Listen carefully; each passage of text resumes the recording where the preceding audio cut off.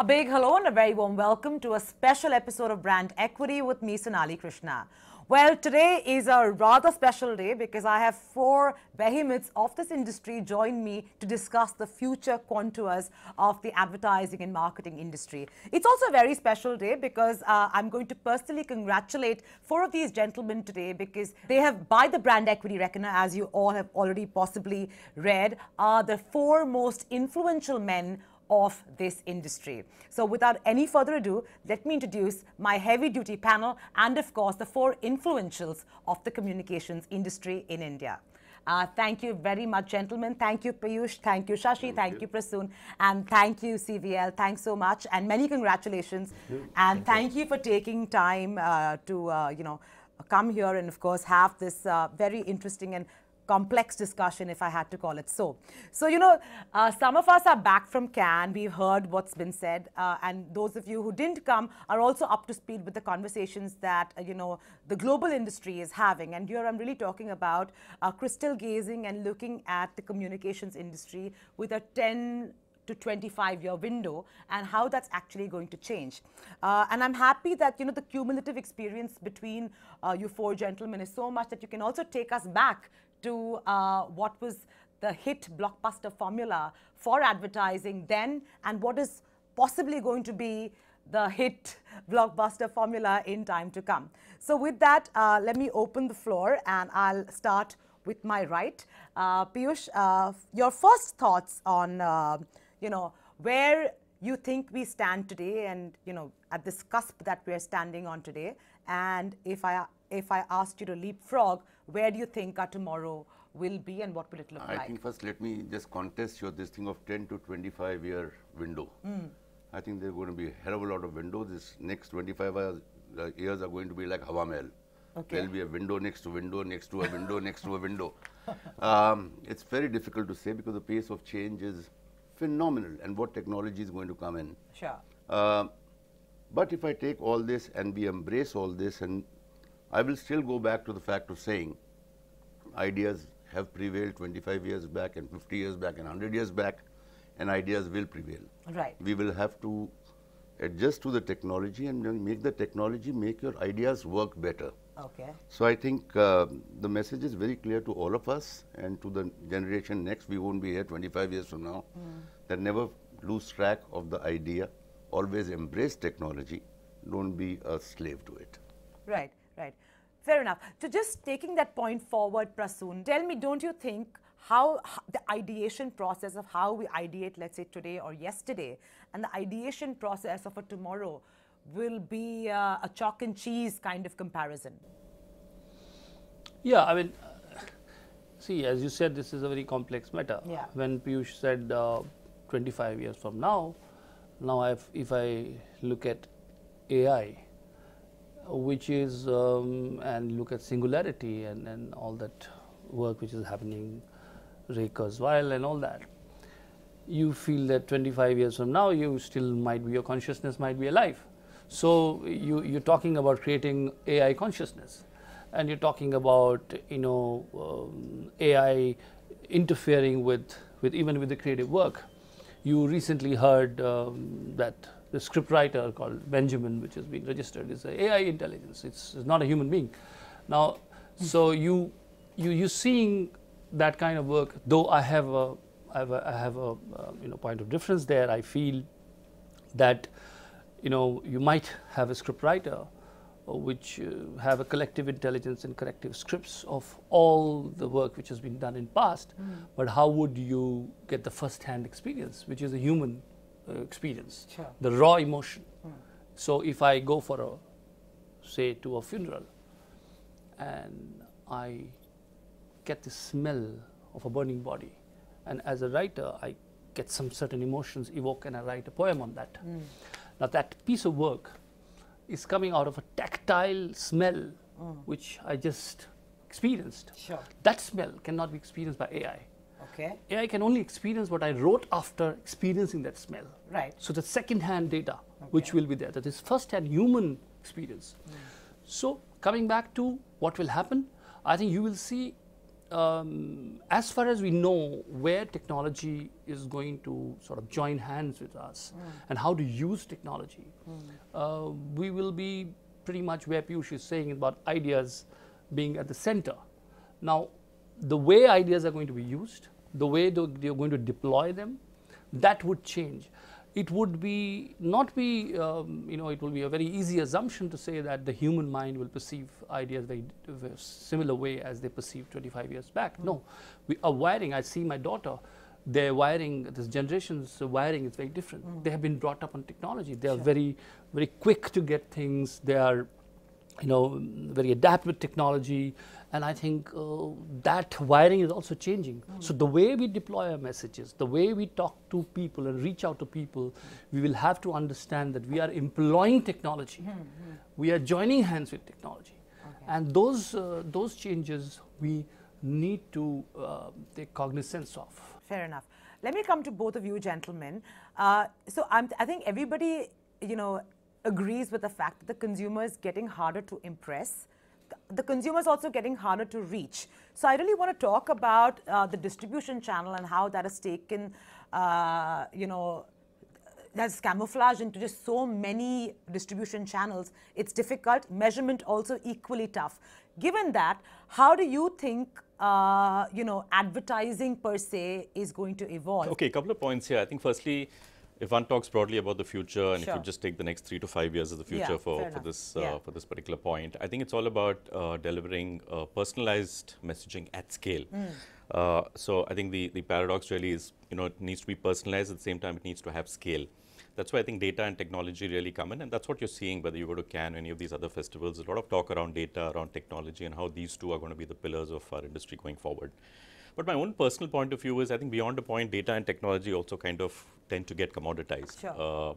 And I think coming back to Piyush's point, I think it's all the more important therefore for creativity and the power of ideas to then carry the industry forward, because it's not just the kind of platforms you will use or the kind of systems that you will use, but how you will use them and how you will get inspired by them to maybe tweak some of your own approaches towards creativity. Could be copywriting, could be visualizing, or whatever else. So I think going forward, it's obviously going to depend a lot more on that, on creativity. Coming to the India point, I think we were discussing this earlier, Sonali. I think India is again in a very peculiar state. We are going to be a hybrid market for some time to come. I don't think we're going to take a clear leap and go from where we are today to become 100% digital. We still have a lot of our clients spending money doing wall paintings, which they were doing 30 years ago. We still have a lot of our clients investing very heavily in television. In fact, a lot of our tech clients and digital clients spend more money on television than they do on digital media, because they feel the needle starts moving only when those emotions come alive in India. From an India context, there has been a lot of shift of eyeballs from, let's say, do you actually see the number of people who are watching TV are not watching TV? Where have they moved? Where is the concentration of audience today? Is it the same as, can we map it globally or cannot we? Yes, obviously a lot of eyeballs have shifted towards digital media over the last few years, but television as a medium in India still continues to be the most cost efficient. Obviously, India is a mass, heterogeneous country, as we said, and certain demographics, television probably is taking a backseat to digital. But by and large, if you're talking mass media marketing in India, TV is still the main medium, and therefore, in terms of creative strategies on TV versus digital, I think it also depends on the kind of demographics you're targeting. Yeah, absolutely. And so on. Yeah. No, can I add to that? Sorry, Prasoon. See, I don't know what the numbers say. You guys know better than I do. That's what you think? When somebody is watching a movie on mobile, is it counted as TV or is it counted as digital? Amazing question. As per the current definition, it's counted as digital. Now, In fact, now a that's tougher very- one would be. I was about to say. The A tougher whole one lot would of be. my drivers and Yeah. people, they're watching the same entertainment on Yes. mobile, and it's been counted as digital. Yes. So I think it needs to be No, looked the at very definitions carefully. today actually are Yeah. ceasing to have much meaning, because most televisions are also Yeah. becoming digital. People watch Correct. YouTube on TV Correct. and toggle between YouTube and OTT platforms. See, so one point I want to, I've been thinking about this for a while, and actually I'm first time just making this point. So when you talk about data and targeting today, so what is the benefit today? When we talk about the benefits of it, is that the marketer is getting to target the content to the person who is in the right frame of mind That's what you say? No. Contrary to that, I believe subliminal messaging happens when you are least prepared to encounter a message. Sure. Okay? So you were watching something, you are in a very different state of mind, having a glass of juice or enjoying your family gathering. Suddenly a song comes and you had no defenses on for that or no preparation for it, and it tiptoes into your consciousness and suggests it will be great to drive a car on a highway which has got automatic sort of gears and stuff like that. Suddenly a thought got planted in your head, which very emotionally got planted into your head when you were not looking for it. But somewhere that's where a brand has planted a seed in your head. Now this planting, this subliminal messaging is something which we are not taking seriously today. We are thinking that everything which is targeted, premeditated, pre-decided, this is the guy who, see the guy when he's in the process of buying something versus the guy is not at all thinking about it are two different people. Sure. And when you tell stories are not always that, if you tell every child that today we will tell a story about a warrior who will win in the end. The child comes prepared, in a sense he had already conjured up images in his or her head, and is a very different kind of relationship versus you suddenly surprise the child with a story and the child got transported into it. I think that transportation, that striking a chord happens when you are not specifically targeting, and this part probably too nuanced, probably too early to discuss, but I feel that after we have consumed specific targeting, my understanding of the human psychology tells me that we'll have to go that side. But this is a good point that I also wanted to delve into, this whole data and retargeting and focus targeting business, which is basically an advertiser is in the hope that the content is personalized and it reaches me directly, and I'm always awake, and I'm basically, the assumption is I'm interested in everything the advertiser is sending me. It's a utopian expectation that the customer is constantly switched on and wants to receive every targeted experience that the advertiser said. Do you think somewhere, not just globally, we're making a bit too much out of this targeting and data? You've gone very far. You've gone very far. There is an interim problem which I will raise. I'll give you a personal experience. So I was searching. I have extra flat to looking for rentals last evening, and and a true story. I mean, making a larger point of a simple example. So, and I got whatever I wanted, and obviously that got stored on Google G, that this is what this guy is looking for. This morning I was listening to religious songs, and suddenly I got some 3 times insertions saying, whatever the site on looking for things. So now it's it's perfect targeting, but it's bad context. And it's not, it pisses you off. It's not really. So I think you're going far ahead, and Prasoon is talking even miles ahead of that. We are still struggling with the problem of setting the context. I think contextual is very important. I'm not being cynical about targeting. I'm saying targeting is good because it also calibrates the performance and ROIs and stuff like that. So I used to play Sims. I don't know how much you play the game, but if you played Sims, there is a meter out there. It tells you this is the social need of the sim. This is the food sort of physiological need. This is the cleanliness need. This is all the needs are. It's a meter. So I used to play Sims, and after some time I started seeing humans like Sims, and that is, this guy is sitting with me for long. Maybe his social meter is down, and he's trying to. So I started seeing, like, dissecting, But after some time you realize humans do absolutely unpredictable things. And that's where, because they are the complex emotions, that the chemical reaction which happens in them makes them do altruistic thing. How do you explain altruism otherwise? Somebody does something absolutely third dimension.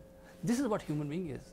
And that part of human being cannot be dissected. It has to be, you'll have to come to Piyush and me for that. Because then वो संगीत का वो तार हम ही छेड़ते हैं. You're right. वो तार तो हमें छेड़ना ही पड़ेगा. So I was shocked. If I may say so, I thought it will come from one of us towards the end of the meeting on machine learning and AI. I was shocked to see that you were the first one to bring. I thought you would stay miles away from AI because you can't away from storytelling. And storytelling he has to remember AI, because end of the day, AI is led by RI, which is real intelligence. Today, this industry is under immense scrutiny. It's not a secret, right? The advertising and the communications industry is under scrutiny from marketers and from other hunters who are looking at this industry, looking at taking a significant share of your plate. And really, I'm talking about the consultancy takeover. And I think that is quite palpable now. You're slowly and steadily, you're seeing more visibility, you're seeing them attack much more aggressively. And this time round, when I had a chance to actually mingle with them, their biggest claim is that, today, if you look at the agency business, none of the CCOs or the CEOs of agencies are able to mingle with the top brass, the top management, that they don't have C-suite access. But we come with a positioning and access and data and mining, which gives us direct access to the C-suite. So this seems to be a real concern because there seems to be a lack of equity, or there seems to be equity depreciation within this industry. So a little bit about where you think things stand today and how does one, and of course I'm not talking about you four gentlemen in this room, I'm really talking about it as an industry at large. So, as captains of this industry, what would you say would be the next step to combat your competition and disallow any more entrants who are looking to the space, and of course up your own game? I mean, I'd take a shot at that. I don't think one can brush off threats from other kinds of entities, for example, the consultants, etc. I think it's pretty well documented. Many of them are getting into the space. I think where currently agencies score over them are in two areas. I think one is in terms of just the client relationships agencies have built over the years. And secondly, I think in terms of just the execution and the implementation of the idea, which has really been what the agencies have perfected, apart from the strategy piece, of course. And I think topping and tailing it with these two today keeps the agencies in a relatively comfortable position. But having said that, I don't think we can kind of rest on our past laurels. I think it's only a matter of time before some of them could catch up. So I think the lessons in this are pretty clear for some of us. I think one is, I think each of us today needs to ensure that we are running an efficient organization first and foremost. I think that's a very base requirement from a client perspective. Most of our clients are under pressure. Everyone's looking at rewiring their organizations. Everyone's looking at how to run their shop more efficiently and effectively. And hence, we need to do that. In fact, we need to do that even faster if we have to stay kind of relevant. So I think that's the first point. The second is, therefore, whatever we get out of running an organization more efficiently, I think we need to really invest back and put money where our mouth is to ensure we don't stay out of the race, whether it's talent, the best creative talent, the best data, the best technology, so on and so forth. Because that, coupled with what we already have as our strengths, I'm sure will keep us ahead. I think on your second point, I think that's where the differentiation is. I agree with everything that you said. If what you produce brings results to him, that makes it talked about, I think that's the differentiation. And I think, in my opinion, consultancies will find it difficult to create an atmosphere. Lots of them are talking about hiring creative people and having them on their side. It's not an easy game. You cannot say that I will bring in 10 players from 10 different continents and beat a world-beating side, which is a unit together. It doesn't happen that way. The core competence for our professionals, advertising and true advertising professionals, I respect. Their core competence do not come from, yes, they have great relationships. All of us have. And yes, we have great access to whoever the senior people of the organizations are. But that's not what makes us what we are. What makes us what we are is the fact that we understand the DNA of their brand. The fact we have an emotional investment in it. We understand the relationship of the brand enjoys. It's a complex country, especially in India. It's a diverse country. To be able to connect with consumer here really requires special skill. It is not something which you can buy overnight and sort of replace. It doesn't work like that. We have honed our talent, we have invested in it, and that's the reason we take pride in knowing the core of the brand. Yes, till such time we are seeing a lot of short-term sort of strategies from the client side, where we want a 6-month strategy, or the moment the game, eventually you'll have to build a brand. It can't be just promotional game. When the game gets over, when you really go to build a brand, you'll have to come to people like us. Which form and shape, I don't know, but you'll have to come to people who are experts, who have invested in it. And that's where I think the crux of it is. Short-term game, I think, if you look at it really like a businessman in short term, if you change designations for the next 1 year as a consultant. We'll make our money and then come back to creative. That's the crux. I think what Piyush alluded to as teams, actually the culture, the ecosystem which is created, after so many years, and at the price at which we are selling. Sure. So I think there is a match just now, as they say, word santulan, the balance between the culture we have created and the price at which we are selling will be difficult for others to come in and match that. And agencies, as agencies, I would say, we will have to have comfort with discomfort. Yeah. That comfort with discomfort needs to be there. This is a discomfort that a lot of people are eyeing us. But why are they eyeing you? Of course, where we are good. Because it's not like, it's a very profitable industry. Everybody's under pressure. So why are people looking and coming in, are looking to enter? That's a natural thing. It's not about only profitable. It's also influencing the brand. You might think I'm talking on a lighter note. It's not on a lighter note. They're also looking at it not just from the point of view of money. I think they're too bored with their lives. And this is an interesting area of interacting with people, learning about people, and coming up with solutions which actually make people happy, sad, whatever. What I'm hearing from this, and please, if somebody has an anti-point, please make that clear now. I mean, are you saying all of you all are extremely secure about the industry and that there is no threat, no insecurity? From this quarter. From the consultancy takeover. There may be 5 other problems, challenges we may be facing. Yeah. Quality of talent and people be attracting the right talent. Yeah. But from this quarter, definitely I don't see. Do we know what we are doing? I think we know what we are doing. Do we have the capability of delivering? Yes, we have been delivering, and yes, we will deliver. And the cultures we have created, it's not easy to replicate those cultures. So it is not, there is no fear. We acknowledge them, but there is no fear.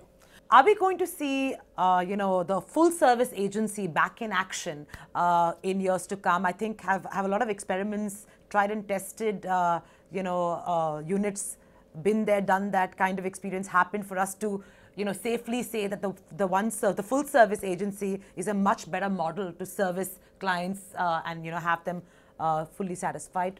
Yes and no. Yes and no. See, I think there will be a lot of integration on what is it that you're putting out. But I don't think in media terms is going to be a full service agency the way it used to be in the past, because the economies of scale are a different ball game altogether. Okay. That's what I think. I don't see how much full service agency model, but one thing I know that the silos are not going to work. Yeah. They collapsed. Okay. And more integration, because that's a need, because it's becoming very complex. As complex as it gets, you would require, I'm saying, even if you have to be an orchestrator. So that model, that they are integrated and silos break, is the model I see. Yeah, I think you'll ultimately need the best of both worlds kind of an approach. I think you'll need to retain the independent domain expertises, the cultures and subcultures and everything else. But at the same time, wherever it makes sense to drive synergies, to run an efficient organization, maybe we should look at that as well. But going back to 20, 30 years ago, I don't think it's feasible, frankly. 10 window format is out. It will be a single window with everyone behind that window.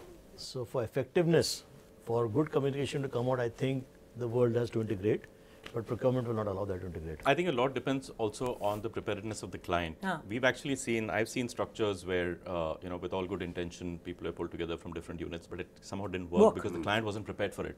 While we had our act together, we ended up dealing with like 7 or 8 different people at the client's end. So an integrated piece here needs an integrated piece there for them to kind of gel together. But there are other cases where it's worked. So I think the lesson is maybe just be flexible, look at what your client really wants, and ensure you work for the best interest of the client. Truly hybrid models will be in order. Can I safely then end this conversation saying that, while lots is happening, I don't think either the global captains or let's say the Indian captains actually really, we don't know where this industry is actually going and what it's going to become. Can we say that? I think I say it with a lot of pride. If you know exactly where you're going, how is it going to be enjoyable? So most of us are really know the direction. groping in the dark. Enjoying the Do you know what? Do you believe in fortune tellers who tells you that on 10th of December you will die? I'm sorry, I don't believe in that. I think the journey is beautiful. Journey will have obstacles, The journey is more beautiful. I don't want to know the destination. Enjoy it for so See, we long, know enjoy it which now. direction we are heading towards. We do not know the name of the city yet. Yes. Okay, fair enough. Well, on that note, thank you so much, gentlemen, for taking time out and, of course, Thank you. participating in this very complex discussion. Many congratulations once again, and hopefully, four of you with many others can ward off the consultants from eating away from your industry. Because we're not just captains, we are playing captains.